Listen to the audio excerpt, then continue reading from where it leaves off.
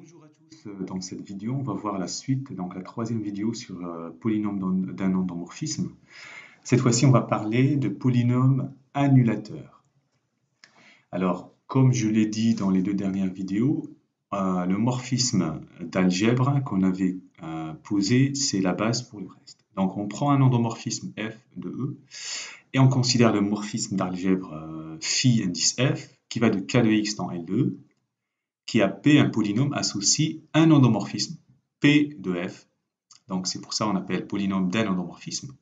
Et c'est un endomorphisme. Donc ça c'est important. Donc aujourd'hui on va regarder, on va voir pourquoi est-ce qu'il existe un polynôme annulateur, dans quel cas, voilà, etc. Alors donc l'idée de base, ce qu'on va regarder, plutôt une définition. Les polynômes annulateurs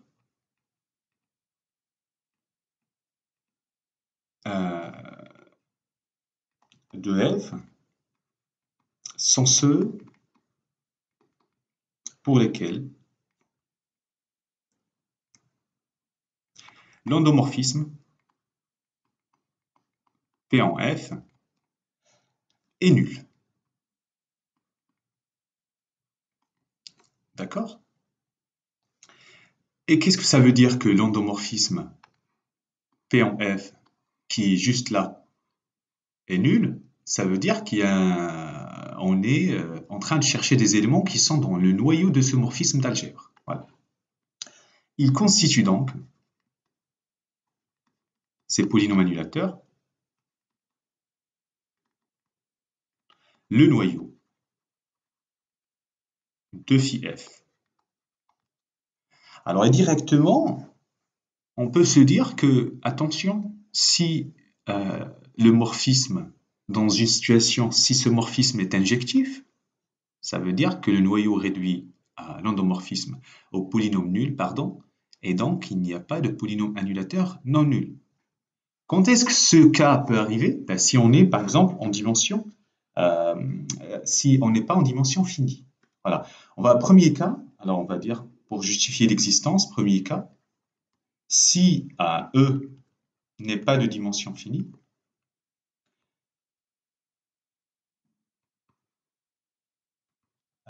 phi f peut être injectif. C'est-à-dire, quart de phi f, il va être réduit au polynôme nul. Voilà. Et donc, pas de polynôme annulateur non nul.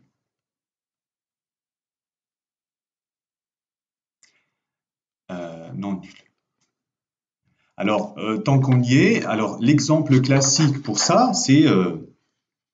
alors, exemple, c'est le polynôme, c'est l'endomorphisme, on va dire, de l'opérateur dérivation. Je prends E égale K de X, et je prends delta, donc qui va de E dans E. Donc, puisque on a E, c'est K de X à P, on va associer sans polynôme dérivé. Et bien alors, exo, ker de cette application, ker de phi delta, alors ker de phi, donc est réduit à 0. Voilà.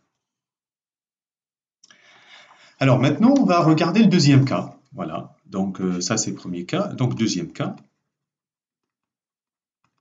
Pourquoi ça existe? Voilà. Si, voilà, E, deux dimensions, fini, n. Voilà. Alors, comme dimension de L de E, c'est n au carré. Voilà. Alors, le système ou bien la famille de n carré plus 1 vecteur, donc c'est l'identité f au carré, tac tac jusqu'à f n au carré, est liée. Voilà, parce que on est en dimension n carré, là on a n carré plus un vecteur, donc forcément la famille est liée. Alors c'est cette idée toute simple qui va nous permettre de, de- de dire que donc ceci, hein, ce qui prouve l'existence de polynômes annulateurs.